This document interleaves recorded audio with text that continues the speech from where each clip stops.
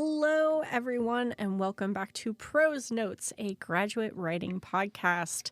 I am one of your hosts, Samantha Demerly, PhD. And I am going to read this exactly as we have in the script. And I am the other one of the hosts, Nolan Shad, graduate student.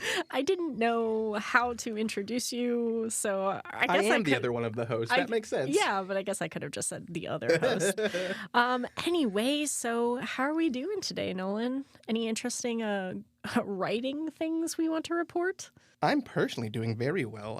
Good. This is the most exciting part of my week, and I'm happy to be back in the booth with you. Love it. I don't know if I have any terribly interesting writing things, other than I'm doing an annotated literature review or an annotated bibliography for a project in class that's actually going to be preparing for the project that I'm hoping to do over the summer for a research project. Love that. Okay. Using class time to advance my own personal professional interests. I love a little bit of double dipping. I think that's very valuable. I guess my interesting writing thing was actually the post I sent you the other day about feeling like your writing style has gone back down to a 7th grade level, and that you're like 7 years old trying to write sentences again. And I thought this was so funny because there's actually research that suggests that when you are thinking at higher levels, your linguistic and rhetorical abilities actually decrease. So it makes sense that you would, especially at a graduate level, you would feel like your writing style is bad compared to the types of intellectual labor and complexity that you're trying to convey. So I thought that was pretty funny. Yeah, well, and that's a thing that I do remember now that post, or what it is that you showed me, and like it's a thing I had encountered in linguistics in the past, kind of a thing. Like, yeah, your brain's working really, really hard, and so it's really hard to produce really complicated language. Like your brain can only attend to a couple of items at a time.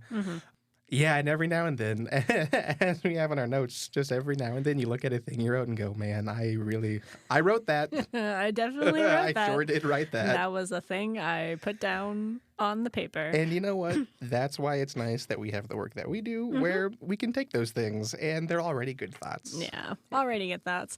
We were... And take them higher. Yeah. Thanks, Creed. Can you take me higher? We're 2 episodes in, and we are singing on the podcast. Gonna get DMCA. I am... Oh, shit, no. You're fine, I'm sure. Okay. It was bad. It wasn't good. Sony, don't come for us. Yeah.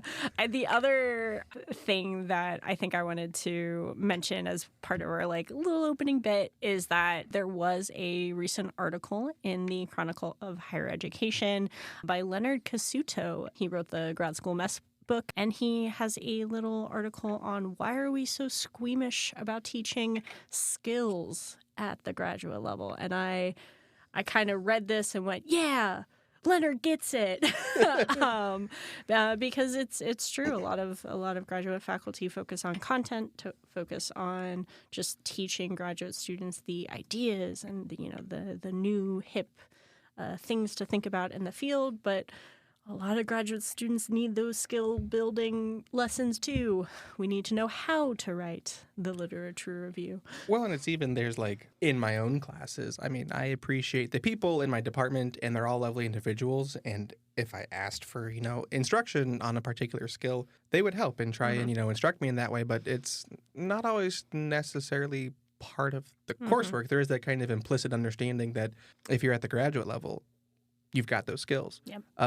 And again, it's interesting, and all of my discussion is always flavored by the fact that I mix it up with a lot of EDD students as well. So they're in-service teachers right now, and they don't have the time to think about those skills, or they haven't used those skills in an academic capacity, for 8 or 10 years or however long it's been since they graduated undergrad or with their masters. So, no, it's really interesting to think about the fact that we are really hesitant to teach skills. I even think about this for my own class that I teach for undergrads. Even if you look at like the course objectives, it's a lot of content knowledge. And sure, there's like frameworks I hope they take into the world.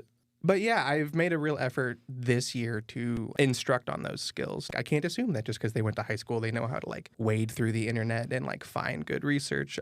How do you use citations? Why do we have, citations? I think a lot of them feel like it's just a chore. So this idea of skills and why we're hesitant to teach skills, I don't know. It was a really nice article to read through last night as I was preparing for this episode.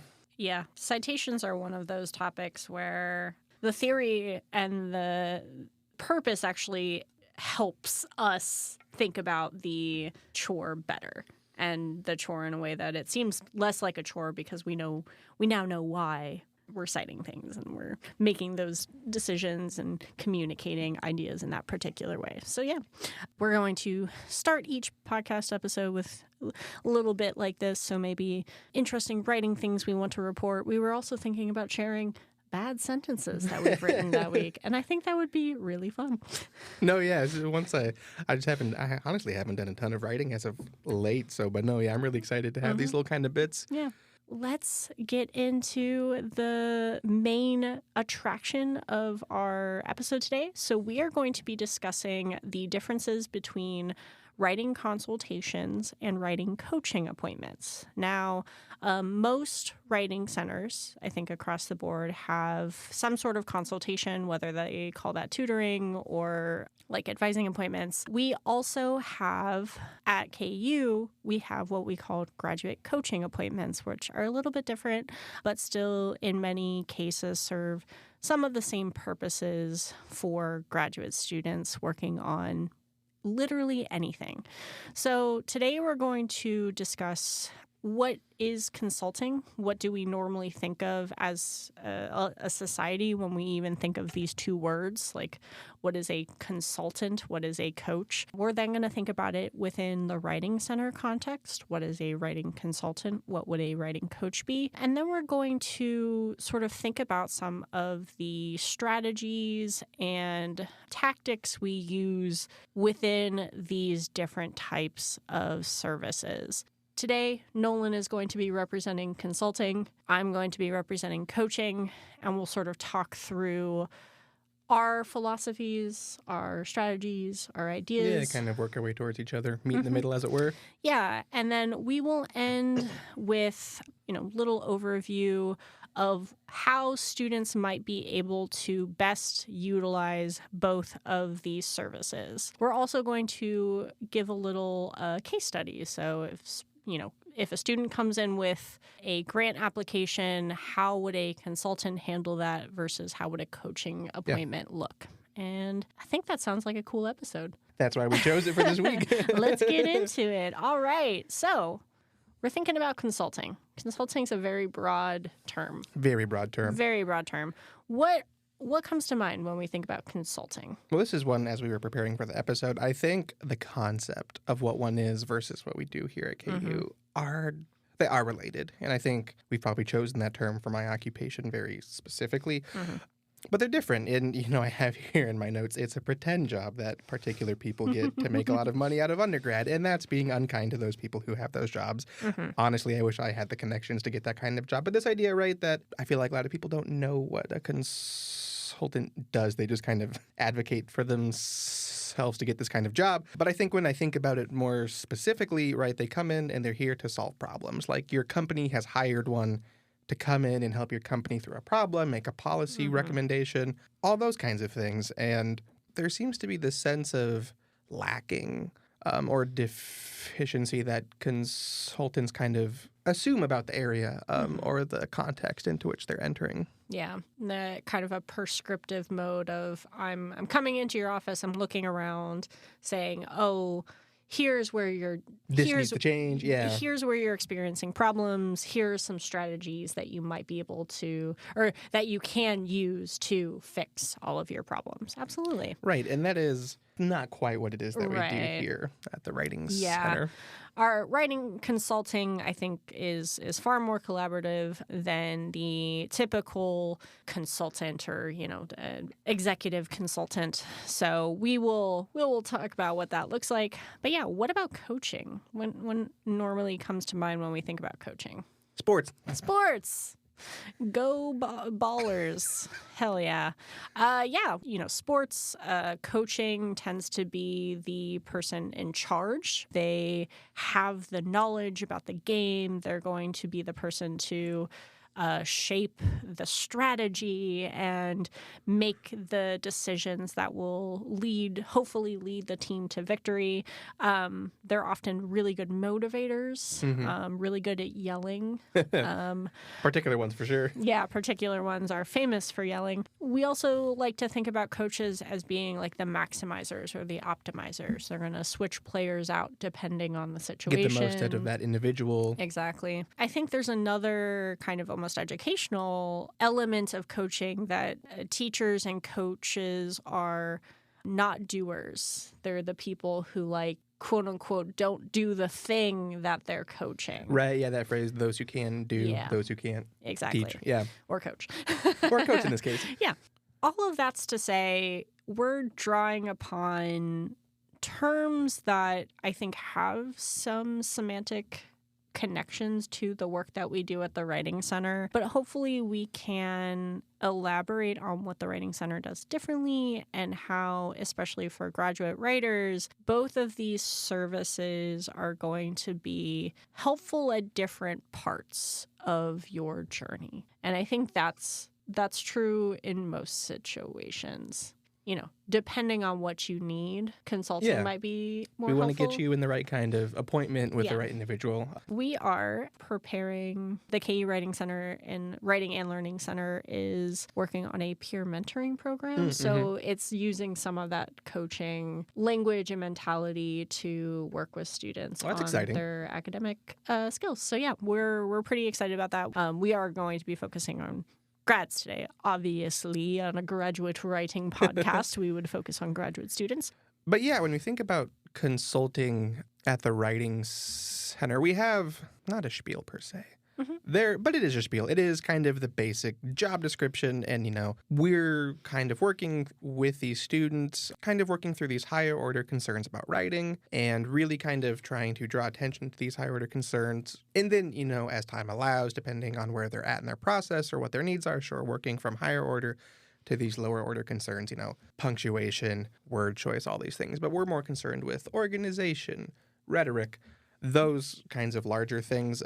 And we are concerned with skill development that, as we talked about in the last episode, is a very explicit purpose of what we do. If we want these people that we work with to grow as writers and to continue to progress and kind of just get more intimate and familiar with what their writing process is. So, you know, to think back to that article we were discussing at the top, yeah, like we are explicitly talking about skills and at times less content. The content is kind of arbitrary. It's just whatever the paper that person happens to bring in to work with on that day. And this last bit that I have that I think is really, really, to me, it's one of the most important aspects of the job is that it's collaborative.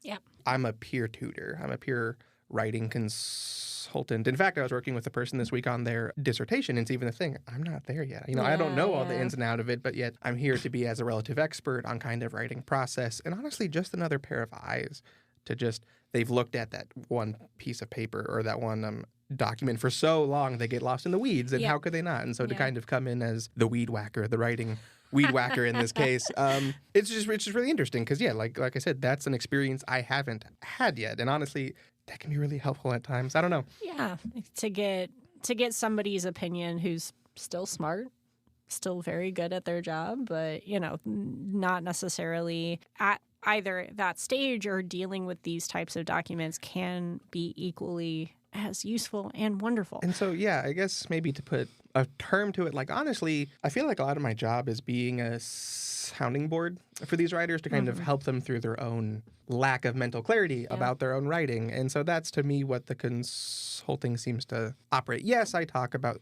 grammar, word choice, like you weren't particularly clear here. I have a question about that. Your other readers might as well. But yeah, it's interesting. I do think it has a really distinct, and it's informed by the context, right? But there's a really distinct quality to our consultations that I think are distinct from, you know, kind of what the general public might think consulting looks like.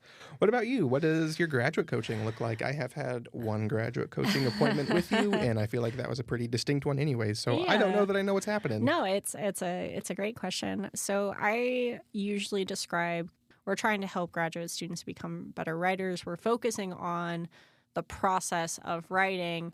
My focus as a graduate writing coach is the focus on the process and the progress. So There are coaching appointments that I have where we don't even look at a piece of writing. We're talking about time management skills. We're talking about the variety of responsibilities that that student might have, what needs to be prioritized right now, what doesn't need to be prioritized right now. We're also thinking about genre more often than not. What is a dissertation? What is a dissertation chapter? What is a section in a dissertation chapter? How do those things intersect and intertwine? And there are plenty of coaching appointments where we are focusing on the writing and we're talking about word choice and those elements, but there are plenty where it's just a conversation. My role is to really think about those future-oriented strategies for students. So I'm asking questions about how this document's going to connect to the next project. How is this chapter going to inform the next chapter?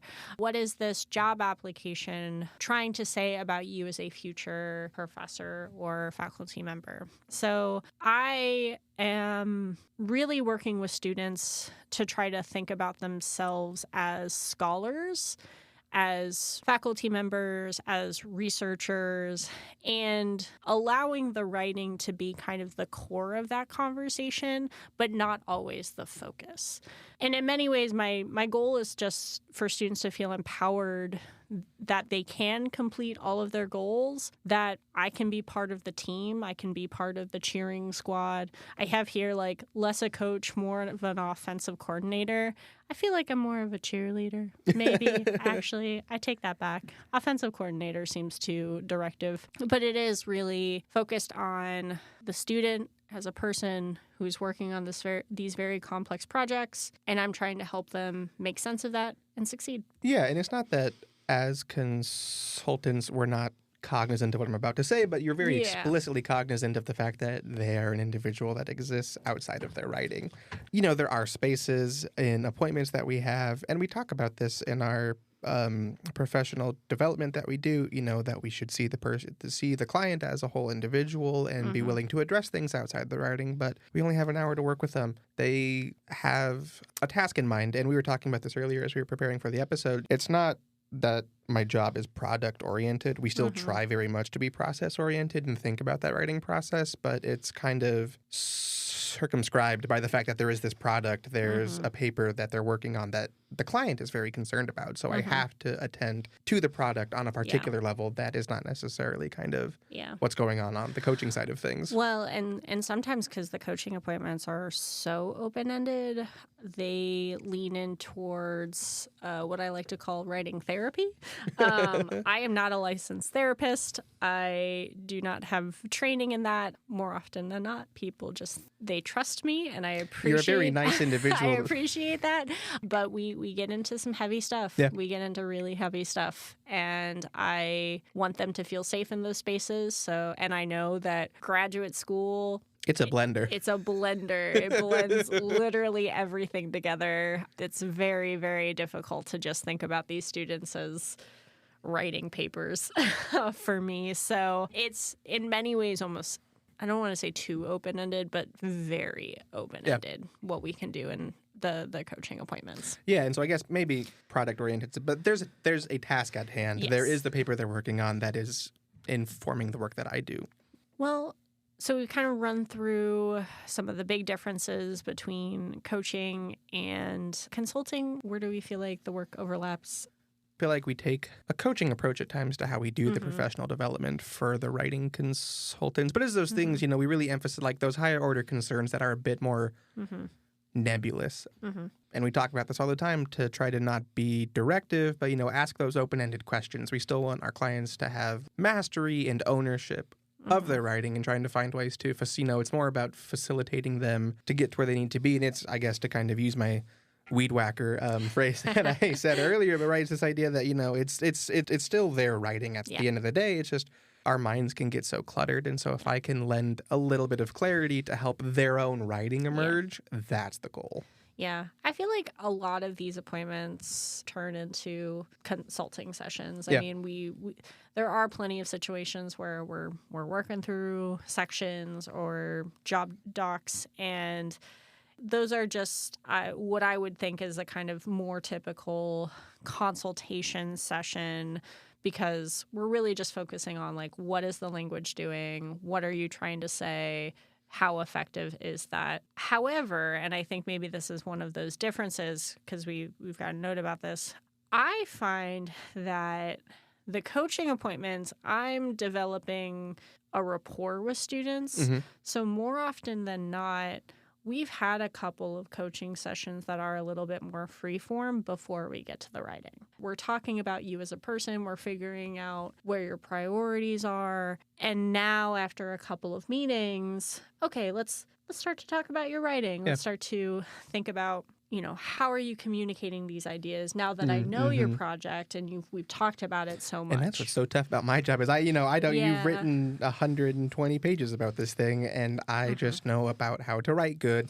And that was what happened this week. Is she was working on this really complex topic, and she came in asking questions, and I just had to be like, whoa, I need to kind of ground myself, orient myself to what this project is before I can answer some of these, kind of questions that you're asking. And it's nice because now I've been working with her for a couple of weeks, and we have, and it's really cool when you can build that relationship over time with a client. But a lot of the time you get a person once or twice every now and then, or I don't always get to work on the same project over time.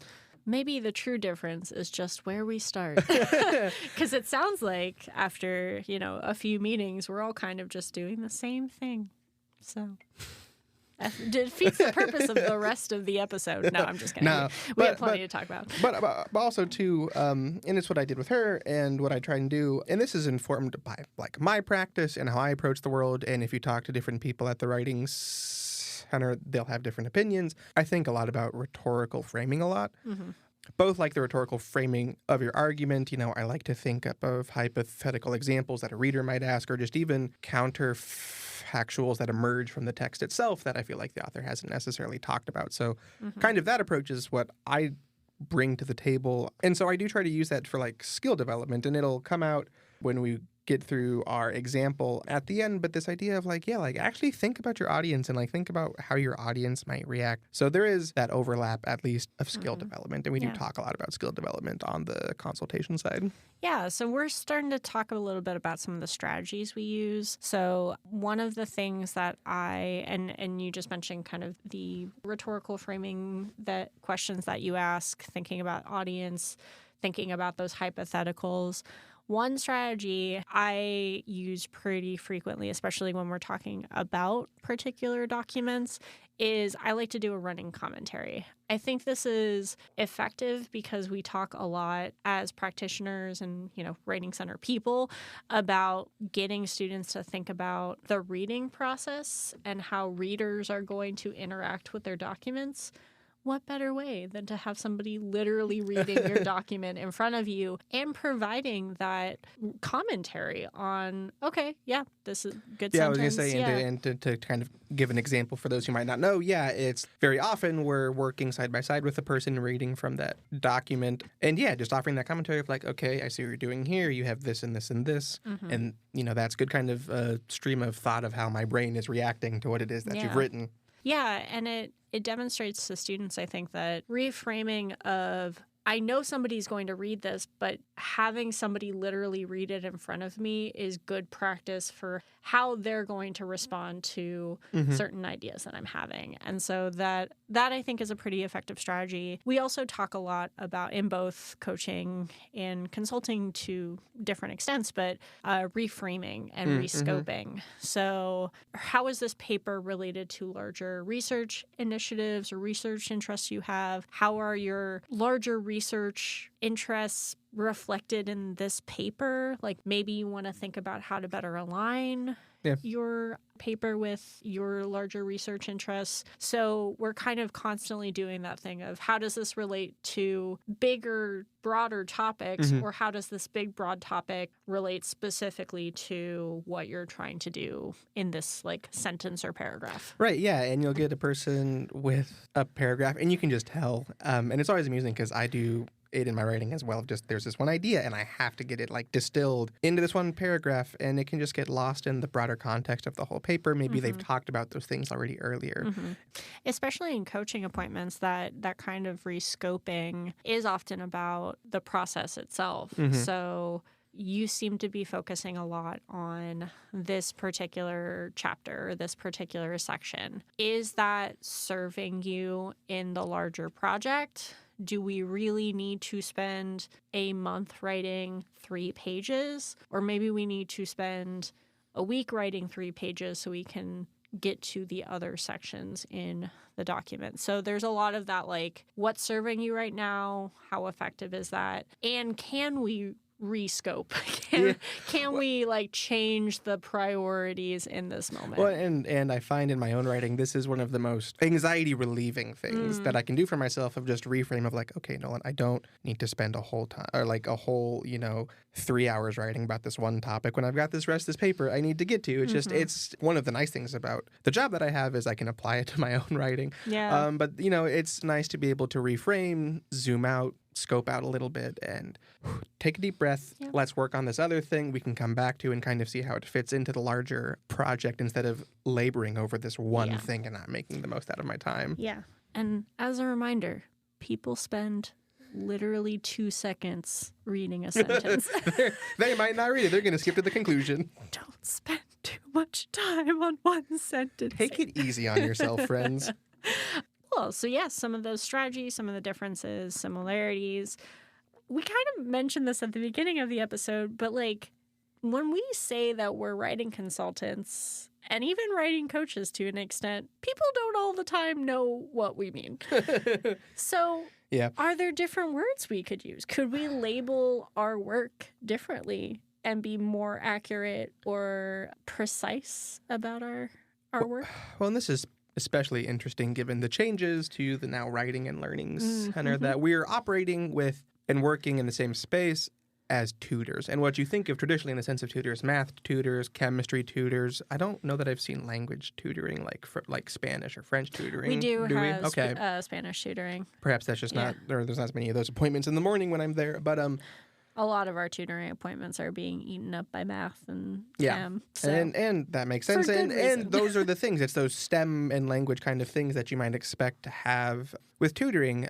And they have their own pedagogy and practices that I'm not well informed on. But one reason I suppose maybe I would reject the term that I'm a tutor is I don't feel like reject the term you're a tutor or reject the term that I'm a tutor. Oh, okay. I think it might be a logical term. People might go, oh, well, you're a peer tutor. You're a writing tutor, but I feel like tutoring has a very remedial connotation, and not to say that's what the other folks are doing, but just, again, to think about the general public's kind of views on the word. My job isn't to remediate your writing, it's to work through it with you. And so, I don't know if we can just call ourselves like writing collaborators. Yeah. But I would push back maybe a bit against being a tutor. We have here, though, a writing trainer, writing mentor. Both, it's the power dynamics that all of these words have kind of implicit in them in those connotations. But I don't know. What are your thoughts? What word? This is something, and I know there are real critiques about just getting too hung up on labels. What's in a name? And names. And I understand that. But I think that we're a service that needs to very quickly describe to students what we do. And sometimes I feel like our names get in the way of that. Yeah. So I don't think I have an answer to this, but I have some fun thoughts. What if we're tailors? What if we're tailoring? I'm stitching your paper together. You've come in and your paper has a big rip in it, and we'll stitch it together. Or I need to hem it because it's too long, and we need to cut. And we need to cut those words. Or we need to add some fabric because it's too short. Or add some color to your fabric. Add some color to your paper. Yeah. The more we talk about this, it's not bad. And you wear different clothes to different occasions. Yeah. Every clothing has its context. Absolutely. Are we smarter than we think we are? We're probably smarter than we think we are. Just kidding. We're dumb. No. So another one I was thinking of is navigators. And this is one I really like. Oh, really? Okay. Why do you like it so much? And it's the thing I guess I was talking about earlier of it's their writing, it's their vessel. They're the captain of the ship. I'm just here to help guide the way. The captain does have a very big say in where they want to go and can override the navigator. There's all these things kind of implicit in the analogy that I think are useful, but... Captain, there's an advisor off the starboard bow. The bosun sees an island. It's their advisor not being helpful. But yeah, no, it's kind of this aid to the project. There's this task at hand. There's multiple people that work on a boat. You know, that's the grad school community. Hopefully you can form around you, but the client's still the captain of what's going on here. And that's really tough to bring about at times in the power dynamic. Mentoring was another label that I thought might be appropriate for this. Mentor to me, and this is my thought on it, mentor is the like more abstract version of coaching, I feel like. If you were a mentor to someone, you probably already have a relationship to them that is practical. So like maybe they're a teacher, maybe they are a coach, maybe they, are your supervisor, and they're also a mentor to you. But I feel like it is a little bit more nebulous of a name. Though I feel like a lot of, really important conversations happen between mentors and mentees. So maybe that would be a good one. No, and I think it is good because it does acknowledge, though, right, that we are here to be relative experts of a particular sort. But acknowledging, so I feel like this is what mentors do and think about your favorite anime arc or whatever, where there is a mentor, right? It is about the passing of those skills. I don't want to hoard those skills. I want to develop the individual. And maybe this is a thing, too, that is a bit different. Has now become the master. Exactly, but that's the goal. And again, as we were talking and prepping for this episode, and maybe this is a key distinction, too, between coaching and consultations, you were saying that part of your goal as a coach is for them to not need you one day. Yes, yeah. Whereas we talk about always be involved in the writing process. It's good. We want people coming in as often as possible. Yeah, absolutely. And that's, I think, also kind of a key distinction between the two. I don't know if you wanted to elaborate on that thought maybe you had about just hoping they graduate, from needing that coach. Well, and I think all of these terms we've mentioned, so tutoring, mentoring, tailoring, navigating, there is that expectation that the relationship's going to be there for a long time. Whereas I do think that coaching has that finality to it. You will graduate from the service, you won't necessarily need your coach anymore at some point, unless you go into like professional football. And then you always have a coach. Then you just are the coach. Then you are the coach. You either are the coach or a player. Oh, you become the coach. And then there's players who become coaches. Yeah, there's a whole dynamic there that's worth. No, it works pretty well then. D'Amico Ryan, he's such a talented individual. Yeah, so I want students to not feel like I'm always part of their team, I'm always kind of there for them, but I, at some point, want them to feel comfortable doing their writing projects without me, or feel confident that they are able to handle those hurdles on their own. And it's about not being a crutch. And and this is a thing we talk about in both spaces. And, this isn't to, talk ill of any student or whatever, but just, it's a natural thing, right? It's grad school is really hard. Yes. It is hard and challenging, and it can be a very isolating, alienating experience for lots of people. So totally understand why a person at the writing center or you as a coach could come to be just kind of by virtue of wanting to help people a crutch. And the goal is to avoid forming that kind of dependent relationship. Yeah. It's empowering, you already mentioned. Well, and I feel like going back to the consulting side of things, consultants are there whenever you need them, no matter whether or not you feel comfortable or confident, because that's also a kind of confidence to say, okay, yeah, this section is bothering me, or this unpolished product. This paper in particular, I'm having some difficulties communicating some of these ideas. Let me take it over to a consultant and see what we can do together. And I think that's a relationship that can continue because it is born out of that confidence of, I know how to do this, I just need a little bit of help. Right. Yeah. Well, cool. So we are now going to get into our recommendations. So I feel like we've kind of touched on this a little bit, but consulting and coaching, I think are appropriate and useful. Related but distinct. But they're useful at different times. So let's talk about, when we recommend students going in for a consultation versus a coaching appointment. Right. And as we were just talking through and kind of deliberating between the two, we think consultations are really great for those reading and reviewing of the paper, whatever it is, the project that you're working, and bring in the draft so we can give you regular responses throughout the process. And this is, again, we talk about all the time of come at any stage. Come if you have 0 words on the paper. Yeah. Come if you're almost ready to turn it in, and come every step of the way in between. And so it is, in that sense, kind of, it's that process oriented of come to us throughout the writing process and we'll help you kind of just along the way. I don't know, maybe that wasn't a very elegant way to say it. I don't know if you have anything you want to add to that. That I think was incredibly elegant. I would just add regular feedback is good, especially in graduate school. In coursework, graduate students still are in that schedule that usually is end of semester heavy. So you may have smaller papers throughout the term, but you're going to have that big 15 or 30-page paper. There's that research paper at the end of the class, due at the end. So you're still kind of on that typical semester schedule.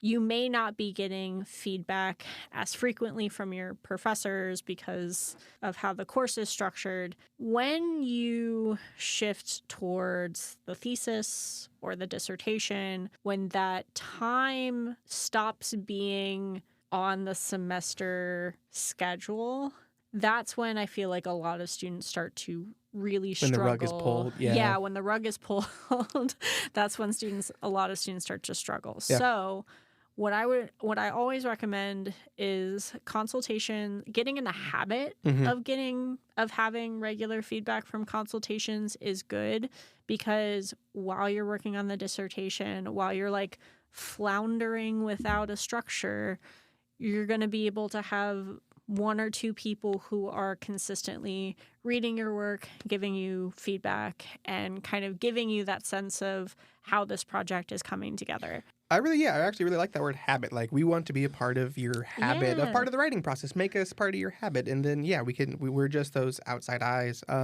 Please see different consultants from time to time. I love working with people time and time again. It's fun to get to be a part of their projects. And then it's a thing I say at the end of every consultation I have, though, like, please come back. I recommend working with other people. They'll just approach it from a different angle than me. And that's really, really valuable. Yeah.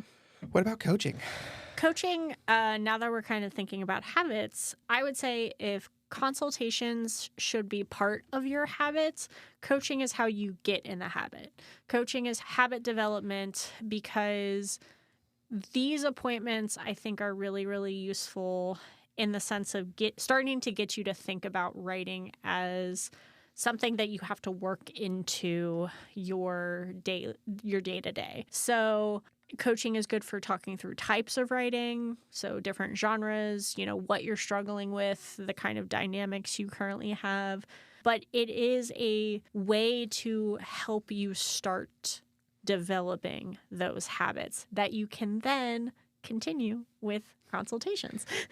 Exactly. Yeah. And two, this is maybe an episode that will come later, because it's my own personal interest in this space. But, it is this coaching is in part about unveiling this hidden curriculum. There are hidden skills that students need to have to go through grad school as a person who's successfully completed it and now thinks about it a lot. Yeah.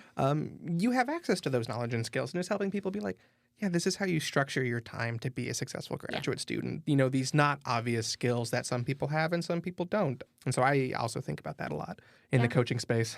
We often, especially in coaching appointments, we often talk about, how do you read? Yeah. And students go, what? And I go, how do you read? And they have to think about it. With my eyes, Bert. Well, sure, but we're getting at at the skill of reading. Exactly. And we're thinking about how that's serving them, how their reading habits are currently effective. A lot of students are like, I'm really slow at reading. A lot of students are like, I have too much to read. And so we navigate that. But then once we've kind of talked through what might work for them, again, it's one of those moments where if you want to keep the habit up, if you want to continue to develop this, that a consultation might be more useful now that you know, Right. now that you have that The background knowledge about yourself. Yeah, that background knowledge about yourself. So Well, and they do overlap. And yes. writing consultants, we do receive a little bit of training in kind of coaching methods and approaches. And yeah, you can come in and work with me or anyone else and ask for some of these coaching related things. Yeah. And I'll be happy to work through those with you. If it's beyond the scope of my training or what I feel I can assist with, I'll for sure recommend them go pay you a visit. But yeah, we just recommend talk to the people you're working with and they can help you get to the right kind of. And there are absolutely situations where I meet with students and we have a, cool couple of meetings and then say, okay, it sounds like what you need at this point is somebody to kind of regularly give you feedback. I'm going to set you up with Nolan. I'm going to set you up with Alex. I'm going to set you up with Meg, because they have the time and the skills to give you this feedback that you need. So we often share students across services, and we're constantly overlapping in the sense of it's a Venn diagram. It's a Venn diagram, and in the middle is me and Nolan. It's this podcast. It's this podcast. So now that we've worked through that, maybe let's use one of our favorite strategies at the Writing Center and model what a consultant or a coach might do. All right. So let's say a graduate student comes into the Writing Center with a statement of purpose for a fellowship. How would you handle this as a consultant, Nolan? So, and this is the thing I was talking about. This is where it becomes probably very writing process oriented approach kind of from the onset. There are kind of the questions we tend to ask at the start of a consultation, where obviously you say, hi, how are you? Nice to meet you or nice to work with you again. But, you ask them where they're at in the writing process. Do they have any ideas? Do they have pen on paper? Are they asking for a look over? So, trying to get a handle on where they're at. In the appointment notes, especially if it's like an e-tutoring, they'll leave a note of what they want me to look at, particularly to kind of concentrate my energy on. So, I'll work through with them of what are you here for today specifically. And this one's really important, especially for a project like this. What is your timeline? Is it due tonight and we need to just make sure it's submittable at all? Or do we have a month and we can think, kind of, I don't know if more concretely, but have that time to really develop these ideas in terms of a consultation approach. So these are kind of the basic questions that we ask in most consultations, just to kind of get the scope of where the student is or where the client is kind of in their process and in their project. Once I've kind of got that groundwork laid out with them, and this is also just really great to build a relationship with them, right? To kind of build that collaboration of you're also the expert in this kind of context because it's your own writing. I'm just here to help you along the way. And this is where it becomes perhaps a bit more coaching oriented, but thinking about the rhetorical framing, like what are the prompts for the statement of purpose? Are you meeting them in your writing? How are you meeting them? How are you not meeting them? And this might even be like, let's take a look at the website together and see what they're asking for, see what the guidelines are. But then beyond that, right, it's this idea of there's going to be a committee reading this application, and I usually, especially for statements of purpose or personal statements, these kinds of things, I really like to highlight this of there's an audience.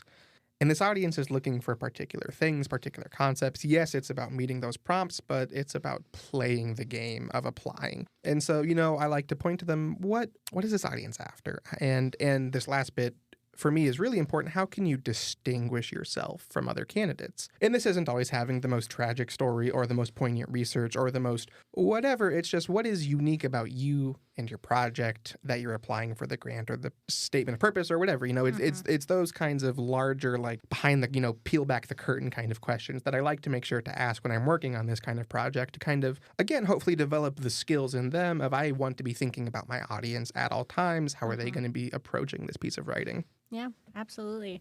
I, too, peel back the curtain, but more so for, again, that kind of professional development, future-oriented perspective. So questions that I would ask for this particular students, what is your progress in your degree? Or why are you applying for this now? Timeline questions. That's not a question I consider very often for myself. But I think it's important because a lot of students either get pressured into applying for things that maybe they're just not ready yet, or they're applying for something that will be available next year, and maybe their coursework or the current status of their dissertation maybe it's okay. They've Hit still that got pause button. They've still got funding. Everything's all right. Maybe they just pause for this semester. So often the questions I'm asking are kind of intentionality questions. What are your decisions? That's existentially terrifying. What are your decisions going into this? And certainly like most students are like, yes, I would like to apply to this now, and I go, cool, let's work on it. Are you applying for the appropriate fellowship? This is trickier for some fields where there are a lot of different fellowships that have very specific qualifications, and so maybe there's one that's just more suited towards your research and your focus. What guidance has your advisor offered on this application? That can kind of change the way we're talking about the material if the advisor's given a lot of feedback. And so we can kind of say, okay, this is a pretty good place. Maybe we just polish it up. Or if the advisor hasn't really offered any feedback, maybe... I was going to say, what's it like if there's not been a lot of advisor feedback? Yeah, I mean, usually I kind of just have a slightly heavier hand. But... asking what are your research goals, what are your professional goals. So maybe this is a fellowship that's for a research heavy fellowship and you're more of a teaching person. So maybe this is literally not the fellowship for you. There are other teaching fellowships out there. Let's focus your energy to something that fits you. And then finally, usually I'll try to either pull some samples from my own personal database or find other examples of statements of purpose that we can use to model, like you said, what is effective and useful in these types of documents. Sometimes it's really hard to find examples, especially of this genre of writing. But other times you can reach out to some friends or maybe somebody who's applied to this. And so you can ask to see their statement of purpose from when they applied. But yeah, and point being, it's always great to look at what other successful individuals have done. Yeah, to kind of take that model. And so, we wear a lot of hats. So many hats. In our jobs. Just a stack of hats. This is not a visual medium, but we both have We both have 12 top hats on right now. Stacks of hats. We want to work with you at the Writing Center. We love working with graduate students. It's obviously why we're doing what we do. We acknowledge that in terms of these two options, both consulting and coaching is a little bit limited right now because I am the only person who does coaching appointments, but we are hoping and sort of working towards expanding the coaching options for graduate students in the future. So if any of this sounds good to people, know that these services will be available and we will make them more readily available to everyone in the near future. We want to meet you where you're at, your step in the process. It's trying to meet those very real needs of graduate students because it's hard.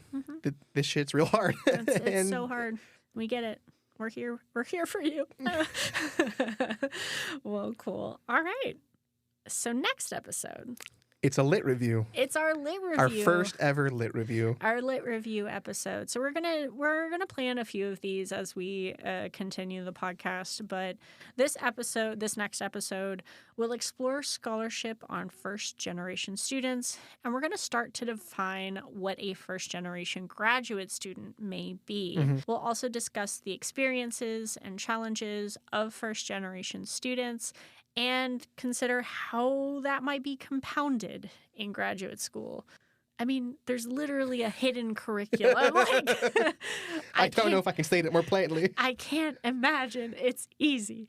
But yeah, these are just the type of episode we've got planned where we'll read articles so you don't have to. You don't have to. And just discuss them and kind of have a more academic-oriented discussion than kind of a free-form conversation like it has been for these first two episodes. So we hope you're excited about that kind of episode because we really are. Yeah, we're excited. It's going to be fun. We've already started the research, feeling pretty good about it. So it's going to be good. All right, Nolan. Happy writing, y'all. Happy writing, y'all. Goodbye. Bye.